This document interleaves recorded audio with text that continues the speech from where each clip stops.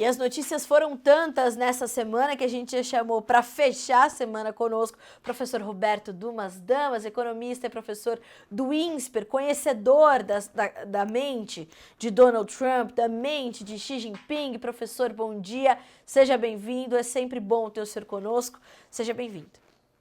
Obrigado, Carla. Sempre um prazer estar com vocês aí no Notícias Agrícolas. Obrigada, professor. Como é que o senhor está fechando essa semana? Muitas notícias, elas geram muitas análises ou ainda é tudo muito prematuro, tá todo mundo meio maluco ainda com tarifa, aí adia o início da tarifa, aí traz um alívio, aí não vamos mais tarifar e vamos negociar. Dá para analisar, professor? Ou nesse momento a gente tem que ir mais observar do que tentar entender? Não, dá para analisar, Carla. Dá para analisar, mas uma coisa fica bem clara, que a volatilidade no governo Trump vai ser muito alta. Aliás, você pode falar do que você quiser sobre Trump, mas você não pode acusá-lo de estelionato eleitoral. É Ele verdade. falou que ia colocar tarifa e está colocando tarifa, e o mercado comprou uma lua de mel no começo, quando ele entrou, falou: olha, no primeiro dia ele não colocou tarifa. É lógico, primeiro ele vai analisar, mas vamos ver como é que fica isso daí até abril, que é o mês praticamente que ele prometeu que conduziria a maior parte das malvadezas que ele poderia fazer, 25% em cima da União Europeia. Aliás, tem um ponto interessante, porque muita gente fala o seguinte: poxa, ele colocou 25% em cima do México, colocou 25% em cima do Canadá e só 10%, agora mais 10% em cima da China, então ele está sendo benevolente com a China. Não, não é isso. Já existia uma tarifa de 21% de Trump One, do Trump 1, quando o Joe Biden manteve. Então tem 21%, soma mais 10%, soma mais 10%, já está em 42%. Então ele não está sendo benevolente. Veja, se você fizer uma conta imediata aí de 21 mais 10, vai dar 41. Ele está quase chegando nos 61% que ele falou que ia chegar. Não sei se isso vai acontecer, mas é o país que está sendo mais tarifado do mundo. Não é que ele está sendo benevolente. Agora, pode-se dizer que Trump é uma pessoa muito inteligente, isso não tem como negar. É uma pessoa bilionária, é um businessman, um cara de negócio, mas ele está indo pelo lado errado, ele está indo pelo mercantilismo. Por quê? Porque se você quer endereçar o problema da tua balança comercial, primeiro olha para o teu próprio umbigo.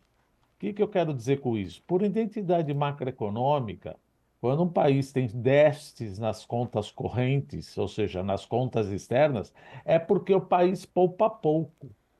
Ou a poupança privada não é suficiente, estão investindo demais, e ou a população está consumindo demais, e ou o déficit fiscal está aumentando. Está acontecendo as duas coisas. Então a balança comercial tende a piorar nos Estados Unidos. Esse é o primeiro fato.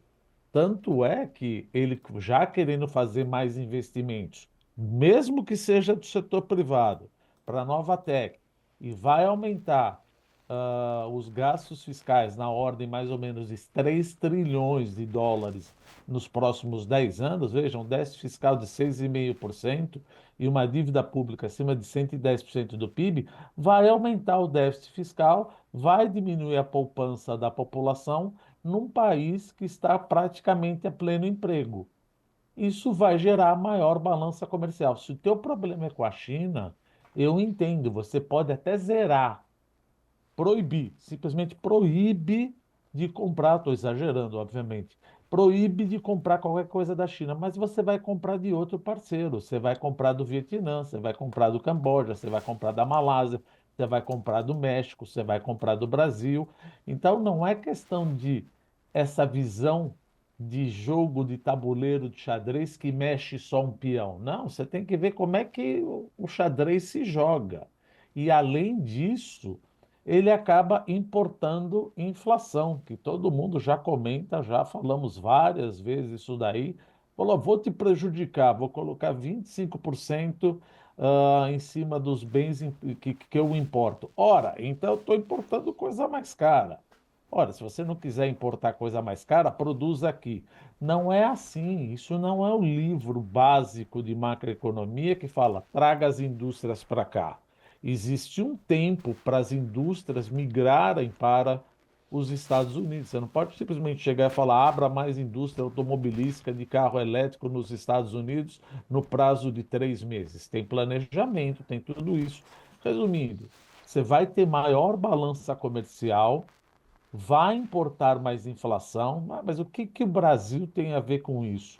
Ora, se a inflação ficar mais resiliente nos Estados Unidos, que é o que está aparecendo, ela não vai explodir, mas ela está mais resiliente.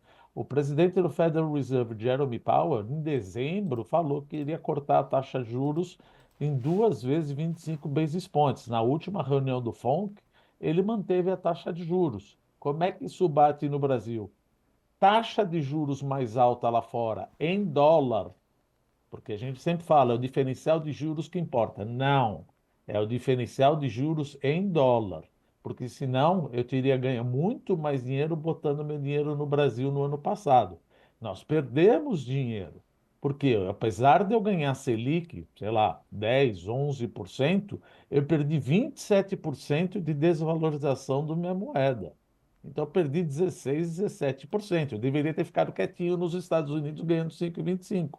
Então, o que importa é o diferencial de juros na mesma moeda, porque senão eu colocaria meu dinheiro na Venezuela, colocaria meu dinheiro na Argentina, que está pagando 40%. Então, não é assim que a gente lê no jornal, o diferencial de juros favorece o Brasil. Não, tem que ser o diferencial de juros na mesma moeda. Se eu espero que o meu câmbio não deprecie, aí sim ficaria interessante. Mas, dada a idiosincrasia do meu risco fiscal, isso acaba me prejudicando. Agora, essa escalada já era esperada. Coloca 25 em cima do México, 25 em cima do Canadá, posterga, tira, volta, depois fala: olha, para carros eu não vou cobrar. Veja, se a gente falar de aço aqui, eu sei que é notícias agrícolas, mas só falando de aço, olha o erro cometido. Para cada um trabalhador que exerce a função no setor siderúrgico, ele afeta 80 trabalhadores que usa o aço laminado. Ou seja, você ajuda uma pessoa, mas prejudica 80 trabalhadores que vão ter que comprar um aço mais caro porque ele é importado, ele vai ser laminado. E quais são as indústrias? Automotiva, máquinas, aeroespacial, tudo você acaba prejudicando. Então, essa visão mercantilista é importante deixar claro. Trump não é, do lado econômico, um liberal. Ele é mercantilista. Tanto é que ele quer fazer tudo em casa. Veja, isso ele profana as vantagens comparativas. Já devo ter falado aqui, mas, por exemplo, mas é melhor fazer em casa. Não, não é melhor fazer em casa. Que eu sempre pergunto. Vamos supor, Carla, que você trabalha 24 horas por dia, 7 dias por semana e ganha R$ 1.000 a hora. Você toparia fazer o jardim da tua casa? Não, você é cara. Então você contrata um jardineiro. É a mesma coisa. Eu não tenho capacidade produtiva ou uma vantagem comparativa para fazer em casa. Por isso que eu importo. E, aliás, Trump tem uma visão deturpada de que depois da Segunda Guerra Mundial, nos últimos 70 anos, apesar dos Estados Unidos terem se beneficiado enormemente, que é país que tem déficits comerciais estão sendo prejudicados. Não, você está comprando mais barato.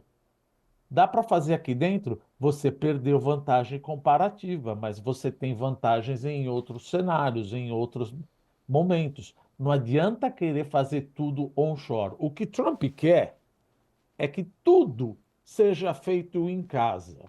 É mais ou menos o que um país comunista quer. Não estou dizendo que ele é comunista, longe disso, pelo amor de Deus. Mas fazer tudo em casa profana de forma mortal as vantagens comparativas da economia, porque eu tenho que comprar do outro lado. Agora, você coloca uma tarifa, a China vai lá e saiu ontem, 2 dias atrás. Depois de colocar 10% mais 10%, a China respondeu com tarifa adicional de 15% sobre frango, milho, trigo, algodão e 10% sobre adicional sobre sorgo, soja, carne bovina, frutas, vegetais e laticínios. Ora, isso é uma dádiva para o agro brasileiro. Tomara que coloque mais tarifa mesmo, que aí abre uma lacuna para a gente exportar, como aconteceu no Trump 1. Ele colocou tarifa e a China comprou mais grãos da gente. Mas depois Trump colocou cotas de compra. Ou seja, se você comprar tantos milhões, bilhões de toneladas de soja, etc., eu reduzo a cota. Então é importante que o Itamaraty, o Ministério das Relações Exteriores, o Ministério da Agricultura e Pecuária fique com o dedo no pulso ou na jugular para ver como essa briga está ocorrendo de forma a melhor aproveitar. Ou seja, você está vendo essa briga?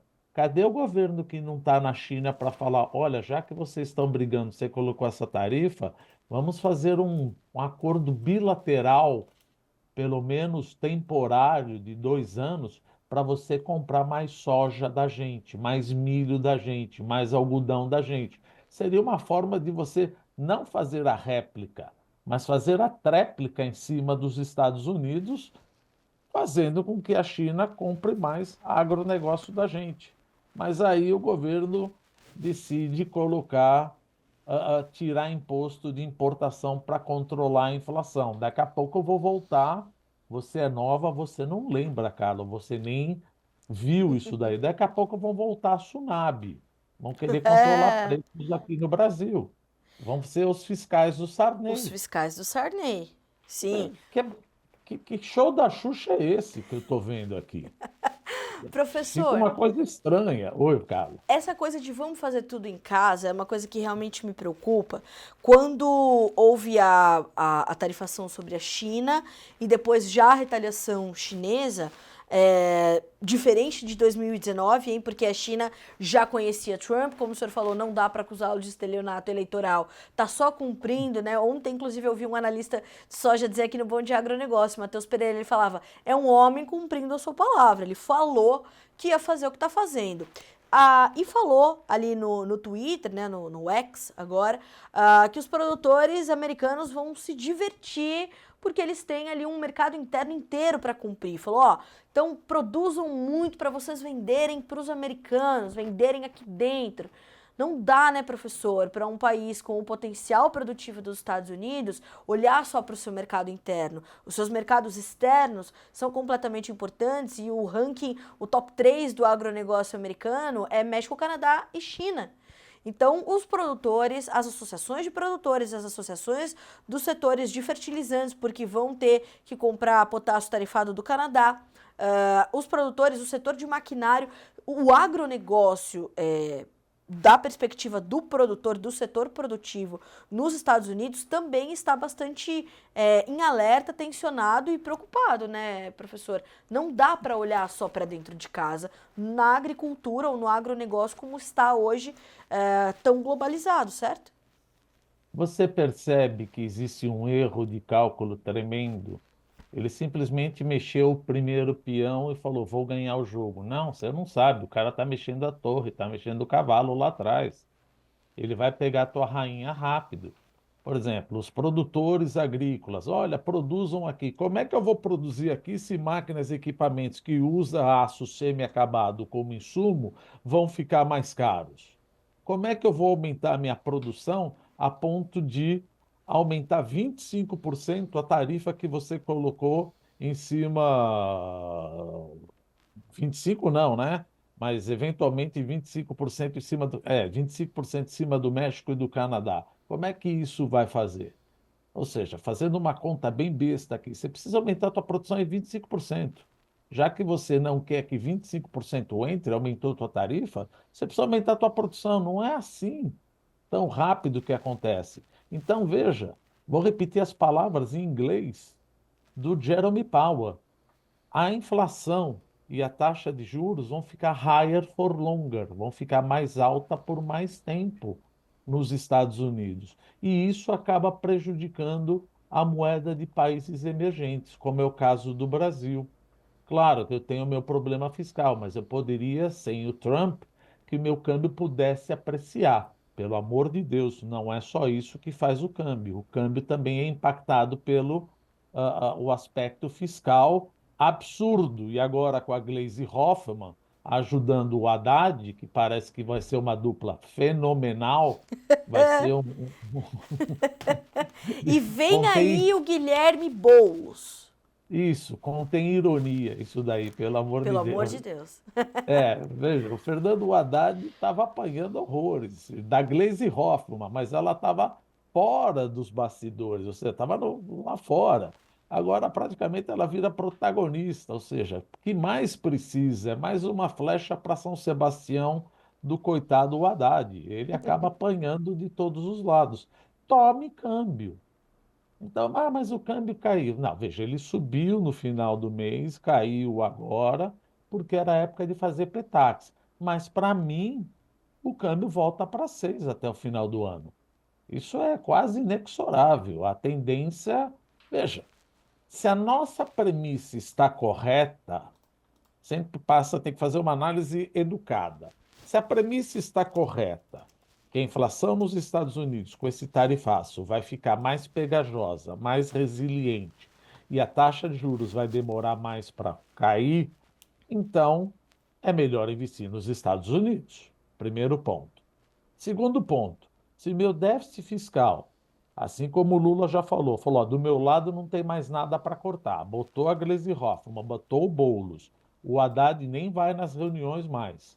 Você fala, então o arcabouço fiscal como é que fica? Ah, mas eu tive um superávit primário de 0,1. Eu nem olho mais superávit de 0,1. Eu nem olho mais.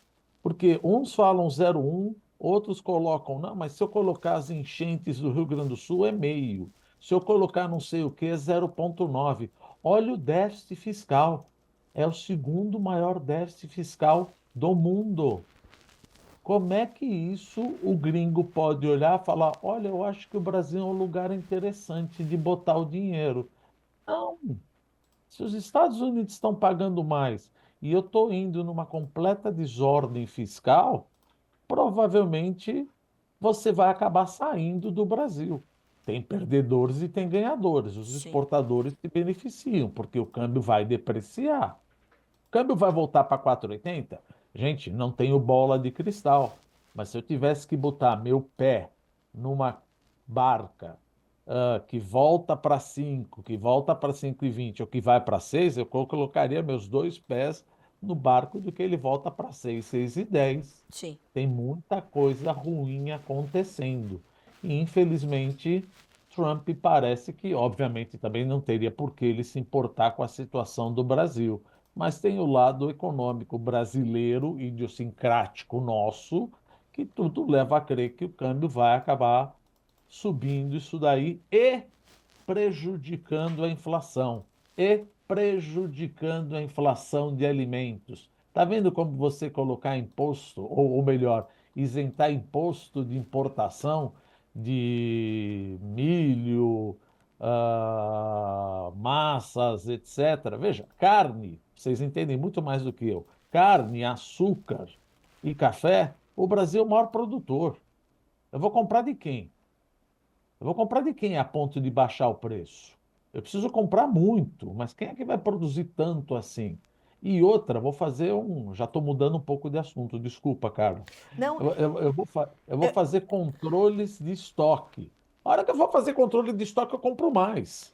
eu queria ouvir o senhor sobre essas medidas anunciadas ontem também, embora a gente tenha só 2 minutinhos para poder fazer isso. Por favor, então, professor, fique à vontade para fazer sua análise sobre essas medidas recém-anunciadas pelo governo, por favor. Eu acho um absurdo. Primeiro que prejudica o déficit fiscal, mas isso daí vamos fingir, vamos dar uma de Gleisi Hoffmann, vamos fingir que não importa. Ah, Isso não importa. Veja, se você for fazer estoques reguladores, o que é fazer estoque regulador, cara pálida? Significa que você vai comprar mais. Ora, se você vai comprar mais, então a demanda vai subir. A demanda vai subir e a minha oferta já está quase no topo. Então o preço vai subir mesmo. E outra, hora que você corta o imposto, você tem um impacto na inflação hoje. Amanhã Veja, com pé de meia, com melhor Bolsa Família, com triplicar o crédito consignado, a demanda vai continuar subindo.